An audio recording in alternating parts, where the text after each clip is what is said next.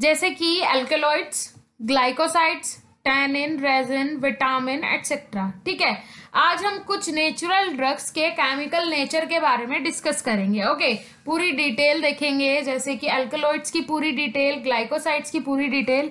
उससे पहले मैं आपको बता दूं, ये फार्माकोग्नोसी के चैप्टर 5 का लेक्चर 1 है। इस टॉपिक को हम कंप्लीट करेंगे 2 लेक्चर्स में, ये लेक्चर 1 है। अदर चैप्टर 5 का लेक्चर 2 हम नेक्स्ट डिस्कस करेंगे। सो चलिए आज का लेक्चर शुरू कर। First of all define alkaloids. सबसे पहले जो हमें नेचुरल ड्रग देखनी है वो है एल्केलॉइड्स। तो सबसे पहले हम एल्केलॉइड्स के बारे में डिस्कस करेंगे। The alkaloids are basic nitrogenous organic compound of plant origin having marked physiological action when administered internally। देखिए क्या है, जो एल्केलॉइड्स होते हैं वो नाइट्रोजीनियस ऑर्गेनिक प्रोडक्ट होते हैं।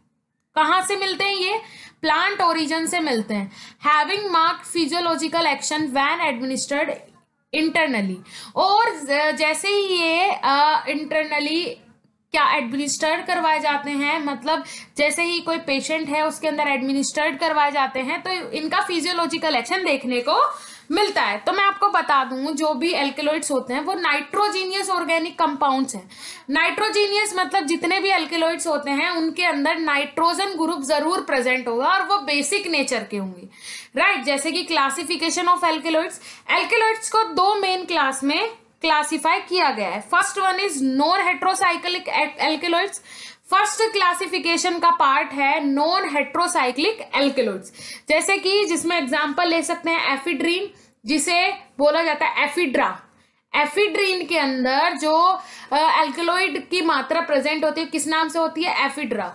जैसे कि कोल्कीन के अंदर कोल्कीशियम के नाम से एल्केलॉइड प्रेजेंट होता है। Second one is heterocyclic alkaloid. Classification of alkaloid को 2 पार्ट में डिवाइड किया गया है, नॉन हेट्रोसाइक्लिक एल्केलॉइड्स और दूसरा हेट्रोसाइक्लिक एल्केलॉइड। अब एक रिक्वायर्ड टेबल के अकॉर्डिंग जैसे कि टाइप्स ऑफ एल्केलॉइड्स मैं आपको बता दूं, ये कुछ एल्केलॉइड्स के टाइप हैं, राइट। 10 टाइप के एल्केलॉइड हमने यहाँ क्लासिफाई किए हैं। ये कुछ एग्जांपल्स हैं एल्केलॉइड्स के, और ये सोर्स की मिलता कहाँ है वो।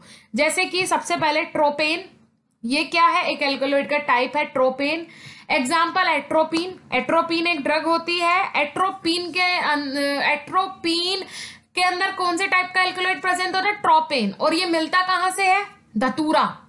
धतूरा से बनाई जाती है कौन? एट्रोपिन। उसके बाद क्विनेलोन। क्विनेलोन किसके अंदर प्रेजेंट होता है? क्विनीन।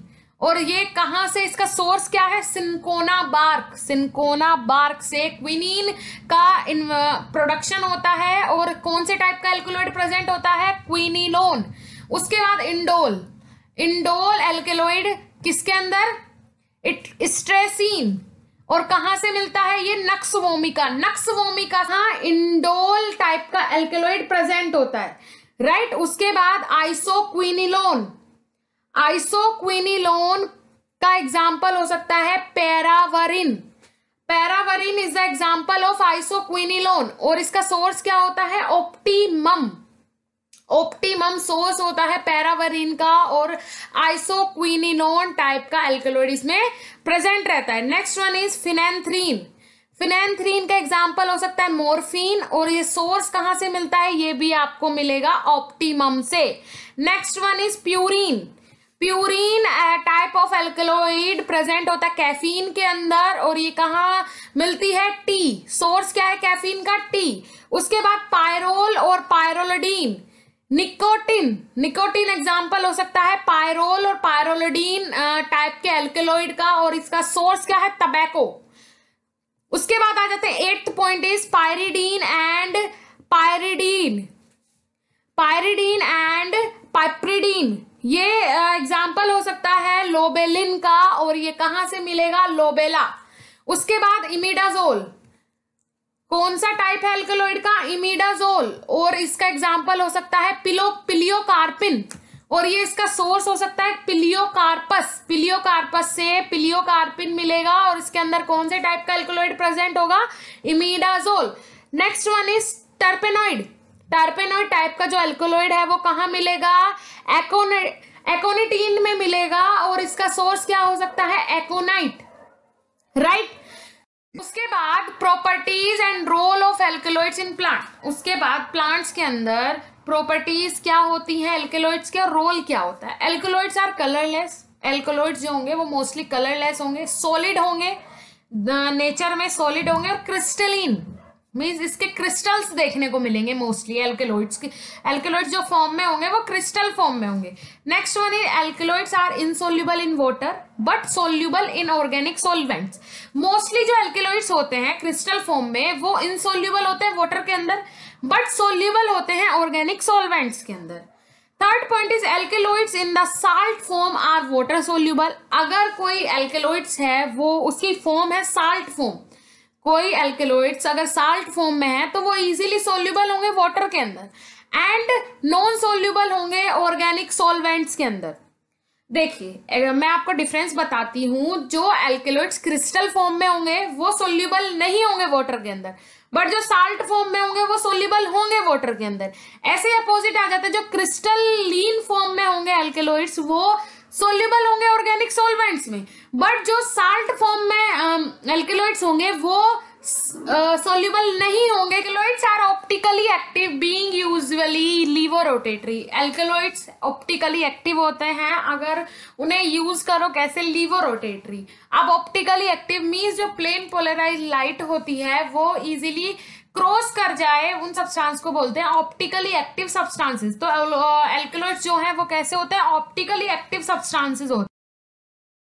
उसके बाद alkaloids are highly potent medicament and possess curative properties. अब जो एल्केलॉइड्स होते हैं वो हाईली पोटेंट, पोटेंशी क्या होती है, किसी भी ड्रग की पोटेंशी का मतलब होता है कि कितना आउटपुट आपको मिल रहा है और कितने इनपुट में आपको कितना आउटपुट मिल रहा है। जैसे आपने 95% ड्रग ली तो क्या आपको 95% ही उसका इफेक्ट मिला या फिर 90% मिला या फिर कितने परसेंट मिला। तो यहाँ पे जो एल्केलॉइड्स होते हैं वो हाईली पोटेंट होते हैं, मतलब जितना आपने इनपुट लिया लगभग उतना ही आउटपुट आपको उनसे मिलता है। Possess curative properties, curative properties होती है मतलब कि आपकी रोग निवारक क्षमता, मींस रोग निवारक प्रॉपर्टी देते हैं कौन, एल्केलॉइड्स। उसके बाद आ जाते हैं next point, alkaloids are biosynthesized due to participation of several amino acid and enzymatic system.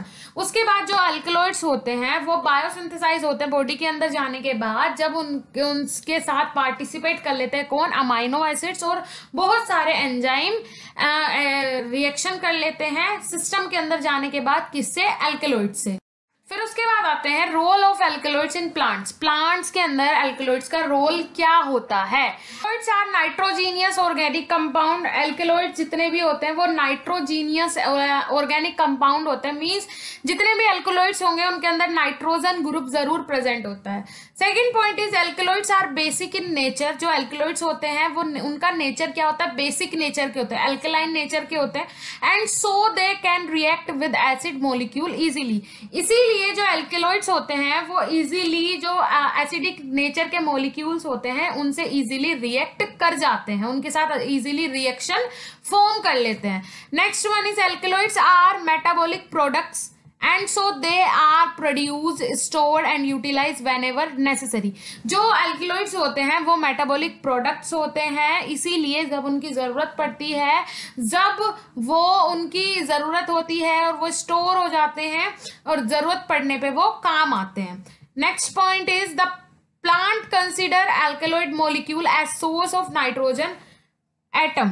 जो प्लांट्स हैं वो एल्केलॉइड जो मॉलिक्यूल्स को कंसिडर करते हैं as a source of nitrogen atom. Nitrogen atom के जितने भी सोर्स होते हैं वो क्या, एल्केलॉइड्स कहलाते हैं, या फिर बोल सकते हैं जो एल्केलॉइड्स का जो सोर्स होता है वो क्या होता है, नाइट्रोजन एटम होता है। तो प्लांट कैसे कंसिडर करते हैं, एल्केलॉइड्स के अंदर जो प्लांट्स को कंसिडर किया जाता है वो कैसे किया जाता है, वो किया जाता है एटम से आइडेंटिफाई किया जाता है। देन उसके बाद activities like growth and reproduction. जो एक्टिविटीज होती है एल्केलॉइड्स की हेल्प से, जैसे कि ग्रोथ, बॉडी की ग्रोथ, या फिर रिप्रोडक्शन जो प्रोसेस होती है वो एल्केलॉइड्स की हेल्प से होती है। The alkaloids are protective agent. Alkaloids use होते हैं as a protective agents. Alkaloids are detoxicating agents. Alkaloids as a detoxicating agent use होते हैं. Detoxicating agents, what are detoxicating agents? वो एजेंट जो बॉडी के अंदर जाके टॉक्सिसिटी को खत्म करे वो कहलाते हैं detoxicating agent. Then if total amount of alkaloid present in the plant is removed, the plant is not affected at all. अगर पूरी क्वांटिटी alkaloids की प्लांट से रिमूव कर दी जाए, जैसे कोई प्लांट है जैसे विनका alkaloids है, अगर उसके अंदर से alkaloid जो पार्ट था विनका के अंदर से जो एक्टिव कॉन्स्टिट्यूएंट था अगर वो पूरा का पूरा बाहर निकाल लिया जाए तो उसके प्लांट पे कोई ज्यादा फर्क नहीं पड़ता है. Next point is amount of alkaloid change from time to time in a day and from season to season in an year. देखिए जो अमाउंट होता है एल्कलॉइड्स का प्लांट से वो टाइम टू टाइम चेंज होता रहता है. जैसे कि सुबह के टाइम जो एल्कलॉइड का परसेंटेज होगा वो थोड़ा ज्यादा होगा, शाम के टाइम उतना नहीं होगा, तो डे टू डे चेंज होता रहता है. आज ज्यादा है कल कम है, या फिर सीजन टू सीजन चेंज होता रहता है. जैसे डे में डे टू डे चेंज हो गया, सुबह के टाइम है शाम को नहीं है, ऐसे ईयर में सीजन टू सीजन एल्कलॉइड्स की जो क्वांटिटी है जो नेचर है अमाउंट है वो चेंज होता रहता है प्लांट्स के अंदर से. अब कुछ केमिकल टेस्ट देखेंगे, different chemical test for alkaloids.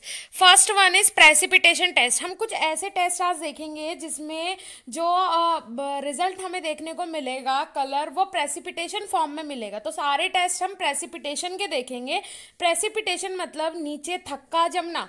So first of all Mayer's test. Mayer's test में क्या होता है, alkaloids give cream and yellow precipitate with Mayer's reagent potassium mercuric iodide. देखिए कोई भी हमारे पास कंपाउंड है, अगर हम उसमें मेयर्स रिएजेंट डालेंगे जो है पोटेशियम मर्क्यूरिक आयोडाइड और वो येलो कलर का प्रेसिपिटेट हमें देगा. अगर उस कंपाउंड में जो प्रेसिपिटेट आएगा वो येलो कलर का आएगा तो ये क्लियर हो जाएगा कि हाँ उसमें एल्कलॉइड प्रेजेंट है. Second one is Dragendorff test. Dragendorff test में देखिए एल्कलॉइड्स गिव ब्राउन और reddish brown coloured precipitate with Dragendorff reagent potassium bismuth iodide. देखिए ड्रैगन ड्रॉफ टेस्ट में हमें जो कंपाउंड लेना है उस कंपाउंड के अंदर ड्रैगन ड्रॉफ रिएजेंट डालना है, पोटेशियम बिस्मिथ आयोडाइड का सॉल्यूशन डालना है, और वो सॉल्यूशन डालने के बाद अगर उस कंपाउंड में हमें ब्राउन या रेडिश ब्राउन कलर का जो प्रेसिपिटेट है वो देखने को मिलेगा तो ये क्लियर हो जाएगा कि वो उस कंपाउंड में एल्कलॉइडल फॉर्म प्रेजेंट है, वो एल्कलॉइड नेचर की ड्रग कंपाउंड है. ओके उसके बाद Wagner test. Next one is Wagner test. Alkaloids give brown और reddish brown coloured precipitate with Wagner reagent iodine and potassium iodide solution. देखिए वैगनार टेस्ट भी alkaloid का नेचर पता करने के लिए होता है किसी भी कंपाउंड में कि उसमें एल्कलॉइड वो एल्कलॉइडल नेचर का है या फिर नहीं है, उसके लिए वैगनार टेस्ट भी यूज होता है. सो वैगनार टेस्ट को लगाने के लिए कौन सा रिएजेंट की जरूरत पड़ती है, iodine and potassium iodide solution. Iodine और पोटेशियम आयोडाइड सॉल्यूशन का यूज होता है as identify the alkaloidal nature of the drug. ठीक है. सो इसमें क्या होगा, जैसे ही कोई कंपाउंड आपने लिया, कोई भी कंपाउंड आपने लिया उसमें आपने डाला क्या, उसमें आपने आयोडीन या फिर पोटेशियम आयोडाइड का सॉल्यूशन डाला और उसका कलर जो आया वो देखने को मिला रेडिश ब्राउन या फिर ब्राउन कलर अगर देखने को मिला तो मीन्स उसके अंदर जो एल्कलॉइड का नेचर है वो प्रेजेंट है या फिर वो ड्रग है वो एल्कलॉइडल नेचर की है. उसके बाद हैगर्स टेस्ट. हैगर्स टेस्ट में क्या होता है, alkaloids with Hager's reagent give yellow precipitate saturated solution of picric acid. Hager's test को लगाने के लिए जो रिएजेंट चाहिए पड़ता है वो कौन सा है, saturated solution of picric acid. Picric acid का सॉल्यूशन चाहिए पड़ता है as a reagent for find the nature of alkaloid in the crude drug. Okay. So Wagner test जब लगाएंगे तो कोई भी कंपाउंड आपने लिया उसमें आपने पिक्रिक एसिड का सॉल्यूशन डाला, अगर येलो कलर का प्रेसिपिटेट देखने को मिल रहा है मतलब उसके अंदर एल्कलॉइड प्रेजेंट है. Extraction method of alkaloids. अब एल्कलॉइड्स का एक्सट्रैक्शन मेथड्स कैसे हो सकता है, कौन कौन से मेथड्स हो सकते हैं एक्सट्रैक्शन के. मींस किसी भी प्लांट से एल्केलॉइड को बाहर निकालने की प्रोसेस क्या हो सकती है? First point is the objective of extraction process is to separate alkaloid molecule from all other molecules. देखिए एक्सट्रैक्शन प्रोसेस में क्या होता है, एक्सट्रैक्शन प्रोसेस में क्या किया जाता है कि जैसे हमें एल्केलॉइड का एक्सट्रैक्ट करना है, तो एल्केलॉइड को कोई भी ड्रग है, जैसे कि एग्जांपल ले लीजिए विनका का प्लांट है, विनका के प्लांट से आपको एल्केलॉइड बाहर निकालना है, राइट। अब आप एल्केलॉइड बाहर निकाल रहे हो तो उसमें जो और मॉलिक्यूल्स होते हैं उनसे अलग करके हमें एल्केलॉइड को बाहर निकालना है, तो वो प्रोसेस कहलाती है एक्सट्रैक्शन। मतलब जो हमें पर्टिकुलर जो केमिकल चाहिए वो हम बाहर निकाल रहे हैं, अदर जो केमिकल्स हैं उन्हें सेपरेट करके, तो उस प्रोसेस को बोलते हैं extraction process. Next one is laboratory method of extraction of alkaloids. अब बहुत सारे लैबोरेटरी मेथड्स होते हैं जो एल्केलॉइड के एक्सट्रैक्शन के लिए यूज होते हैं।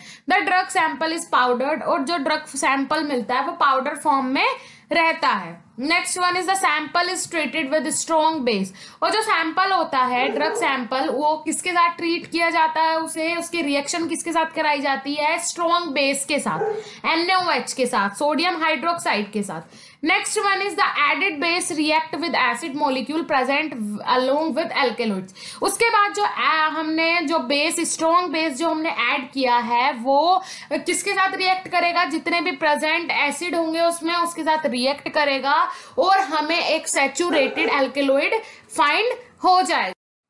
उसके बाद the products formed are neutralise product, example हो सकता है जैसे कि देयरफॉर साल्ट एंड वाटर। देखिए जो हमें प्रोडक्ट मिलेगा लास्ट में वो कैसा मिलेगा, वो न्यूट्रलाइज होगा, मींस ना तो उसका pH 7 से कम होगा ना 7 से ज्यादा होगा, न्यूट्रल pH होगा, मतलब 7 pH जो प्रोडक्ट हमें फाइनल प्रोडक्ट मिलेगा।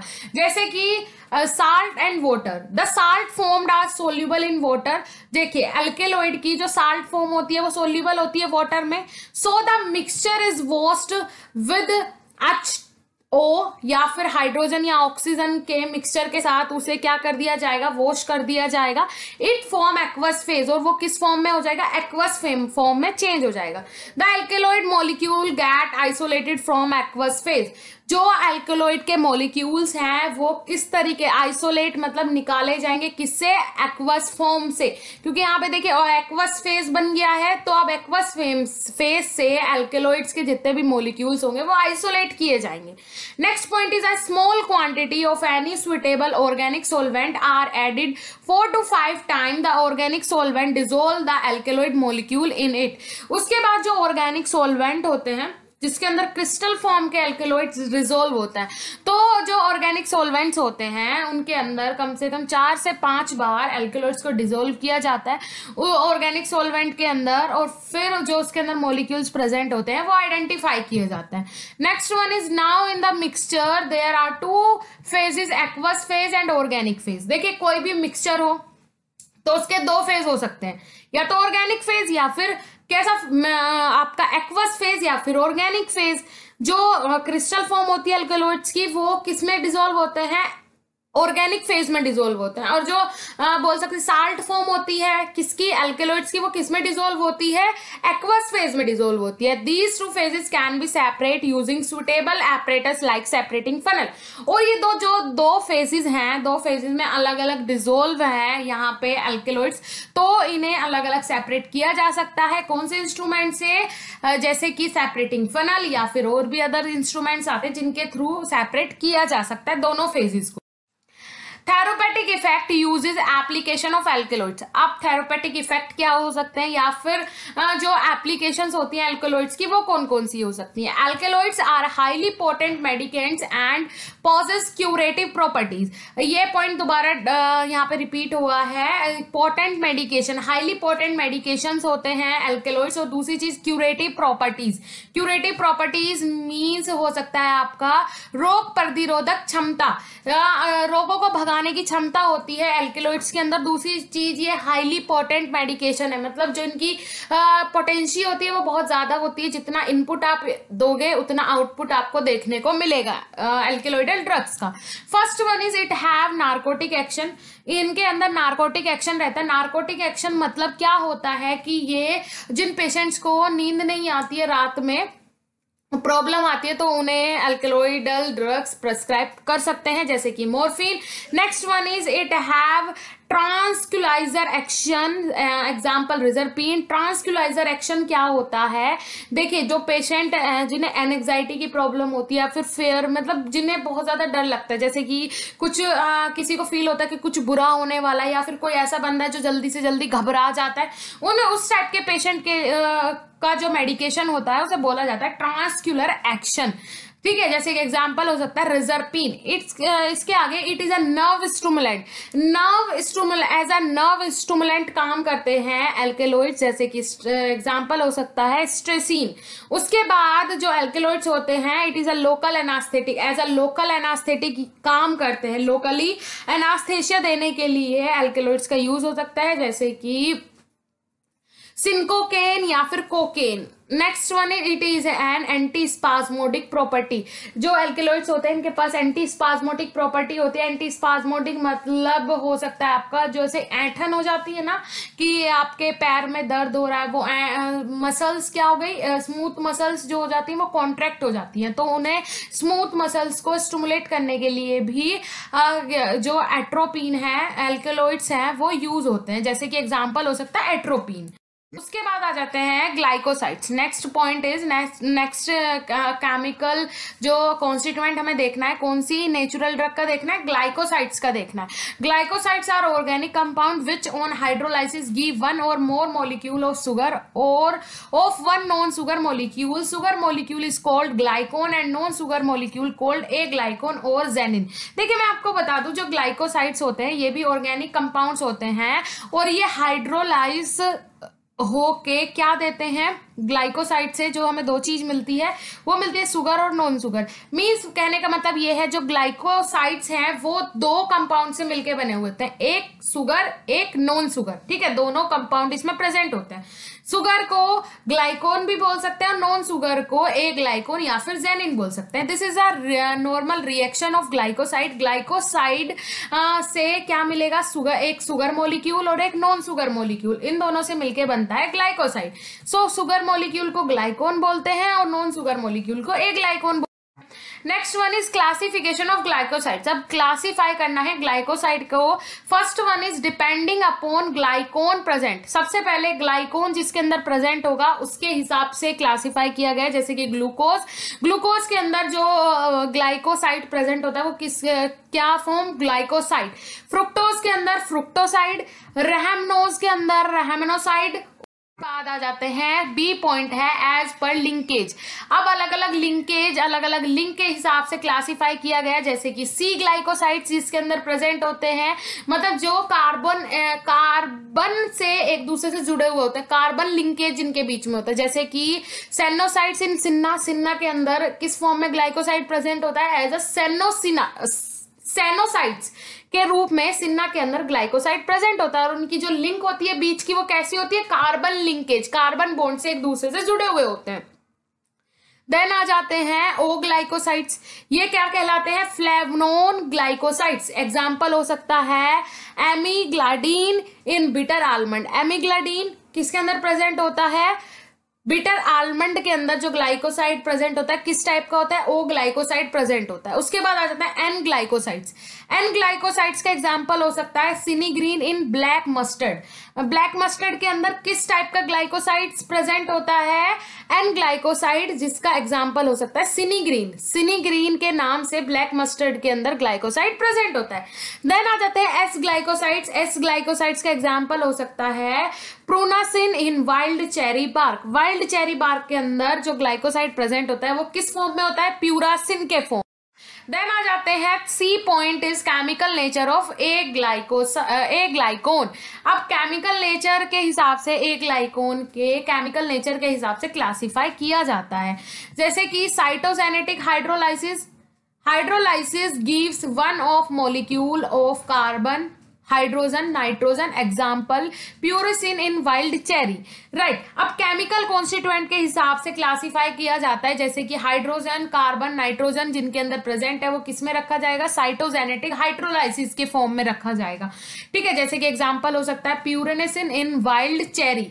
उसके बाद सैपोनिन ग्लाइकोसाइड्स। अब सैपोनिन ग्लाइकोसाइड्स के अंदर क्या आएंगे, form soap solution in water, जैसे कि सैपोनिन ग्लाइकोसाइड्स मतलब जैसे कि सॉप है और उसे सॉप सॉल्यूशन है किसका, वाटर का, और सॉप का सॉल्यूशन है, इसके अंदर कौन सा ग्लाइकोसाइड प्रेजेंट होता है, सैपोनिन, जैसे कि ग्लाइकेरेजिन। उसके बाद कार्डियक ग्लाइकोसाइड सबको पता है कौन सा होता है, डिजिटॉक्सिन, ठीक है, जो किसके फॉर्म में होता है, डिजिटॉक्सिजिन के फॉर्म में प्रेजेंट होता है एज अ कार्डियक ग्लाइकोसाइड। फिर आता है थायोसाइनेट ग्लाइकोसाइड। थायोसाइनेट ग्लाइकोसाइड का एग्जांपल हो सकता है सिनिग्रिन। उसके बाद फिनोलिक ग्लाइकोसाइड हो सकता है, एग्जांपल सैलिसिन एंड रेहिन। उसके बाद स्टेरॉयडल ग्लाइकोसाइड्स के एग्जांपल हो सकता है डिजिटैलिस ग्लाइकोसाइड्स। नेक्स्ट आ जाता है फार्माकोलॉजिकल मेथड। डी पॉइंट है फार्माकोलॉजिकल मेथड के हिसाब से ग्लाइकोसाइड्स को डिवाइड किया गया है, जैसे कि cardiotonics, example digitalis, laxative, example senna. उसके बाद bitter tonics, example picrorhiza, expectorants, example glycyrrhiza. Then आ जाते हैं वोलेटाइल ऑयल्स। नेक्स्ट वन है वोलेटाइल ऑयल्स। वोलेटाइल ऑयल्स क्या होते हैं, volatile oil are odour volatile principle of plant and animal source which are easily evaporate. देखिए volatile oil odour के लिए मीन्स खुशबू के लिए, अपनी सुगंध के लिए जाने जाते हैं और इजीली इवेपोरेट हो जाते हैं, ठीक है। वोलेटाइल ऑयल जिसके अंदर प्रेजेंट होता है वो इजीली इवेपोरेट हो जाते हैं। उसके बाद classification of volatile oil. Classification of volatile oil, classify किया गया वोलेटाइल ऑयल को अलग अलग क्लास में, जैसे कि अल्कोहल कंटेनिंग वोलेटाइल ऑयल। अब अल्कोहल कंटेनिंग वोलेटाइल ऑयल होते हैं बहुत सारे, जैसे कि एग्जांपल हो सकता है पिपरमेंट या फिर कार्डेमोम। देन आ जाते हैं एल्डिहाइड कंटेनिंग वोलेटाइल ऑयल। अब एल्डिहाइड कंटेनिंग वोलेटाइल ऑयल कौन से होते हैं, जैसे कि सिन्नामोन, लेमन, ऑरेंज। ये जो वोलेटाइल ऑयल होते हैं ये क्या, इनमें कौन सी प्रॉपर्टी होती है, एल्डिहाइड प्रॉपर्टी के ये होते हैं। फिर आ जाते हैं फ्लोरोकार्बन कंटेनिंग वोलेटाइल ऑयल। अब फ्लोरोकार्बन कंटेनिंग वोलेटाइल का एग्जांपल हो सकता है टर्पेंटीन। देन आ जाते हैं कीटोन कंटेनिंग वोलेटाइल ऑयल। अब जिसके अंदर कीटोन प्रेजेंट होता है वो कौन से वोलेटाइल ऑयल होते हैं, कैरावे। एग्जांपल हो सकता है कीटोन कंटेनिंग वोलेटाइल ऑयल का कैरावे। उसके बाद आ जाते हैं next point, oxide containing volatile oil. Oxide containing volatile oil का एग्जांपल हो सकता है eucalyptus. Eucalyptus is the example of oxide containing volatile oil. Then आ जाते हैं phenolic ester containing volatile oil. Phenolic ester containing volatile oil का example हो सकता है फेनल या फिर nutmeg. Then phenol containing volatile oil. Phenol containing volatile oil का एग्जांपल हो सकता है clove. Then general properties of volatile oil. Volatile oil की कुछ जनरल प्रॉपर्टीज डिस्कस करते हैं। First point is they have characteristic order. Characteristic order मतलब एक बहुत अच्छी सुगंध के लिए जाने जाते हैं volatile oil. They have high refractive index. उसके बाद ये बहुत हाई रिएक्टिव इंडेक्स रखते हैं, मतलब कैसे, जैसे कि वोलेटाइल ऑयल प्रेजेंट होता है जिन ड्रग्स में वो इजीली जो हाई टेम्परेचर होता है उससे इजीली रिएक्ट कर जाते हैं, डिग्रेड हो जाते हैं और इन्हें हाई टेम्परेचर में कलेक्ट नहीं किया जा सकता। तो बहुत सारे इंडेक्स फॉलो होते हैं वोलेटाइल ऑयल्स के। Next one is most of volatile oil are optically active. ज्यादातर वोलेटाइल ऑयल्स जो हैं वो ऑप्टिकली एक्टिव होते हैं, मीन्स इनमें जो प्लेन पोलराइज्ड लाइट है वो इजीली पास आउट हो जाती है। Next one is they are either colourless rarely coloured. और ये मोस्टली जो वोलेटाइल ऑयल्स होते हैं वो कलरलेस होते हैं, रेयरली कलर्ड मतलब बहुत कम देखने को मिलता है कि जो वोलेटाइल ऑयल है वो कलर्ड फॉर्म में है। They have aromatic taste. Aromatic तो ये होते ही है, मीन्स इनमें बहुत अच्छी खुशबूदार प्रोडक्ट्स होते हैं। वोलेटाइल ऑयल अलग अलग खुशबू के लिए जाने जाते हैं। Next one is they are insoluble in water and soluble in ether, alcohol etcetera. जो वोलेटाइल ऑयल्स होते हैं ये वाटर के अंदर इनसोल्यूबल होते हैं और सोल्यूबल होते हैं ऑर्गेनिक सोलवेंट्स में, जैसे कि एग्जांपल हो सकता है ईथर, अल्कोहल, बेंजीन एटसेट्रा। इन सब के अंदर सोल्यूबल होते हैं वोलेटाइल ऑयल। ओके, अब देखते हैं यूजेस क्या हो सकते हैं वोलेटाइल ऑयल्स के। First one is as flavouring agent and perfumes. Perfumes में वोलेटाइल ऑयल्स का यूज होता है, और as a flavouring agent, drugs के अंदर फ्लेवरिंग एजेंट के रूप में भी वोलेटाइल ऑयल्स यूज होते हैं। As carminatives, as a carminative use होते हैं volatile oil. As stomachic, stomachic का मतलब क्या होता है, मतलब भूख को इंक्रीज करना, ठीक है। जिन बच्चों को या फिर जिन अडल्ट्स को भूख नहीं लगती है तो उनके लिए वोलेटाइल ऑयल्स कंटेनिंग जो ड्रग्स होती है वो दी जा सकती है, उससे वो भूख बढ़ा देते हैं पेशेंट की। एज आ स्पाइसेस, बहुत सारे स्पाइसेस में, मसालों में यूज होते हैं वोलेटाइल ऑयल का। एज अ लोकल एनास्थेटिक, और वोलेटाइल ऑयल्स जो हैं वो एज आ लोकल एनास्थेटिक भी यूज होते हैं। लोकली एनास्थेशिया देने के लिए वोलेटाइल ऑयल्स का कभी कभी कुछ ड्रग्स में यूज होता है। Okay, so thank you so much guys. आपको हमारा आज का वीडियो लेक्चर कैसा लगा नीचे कमेंट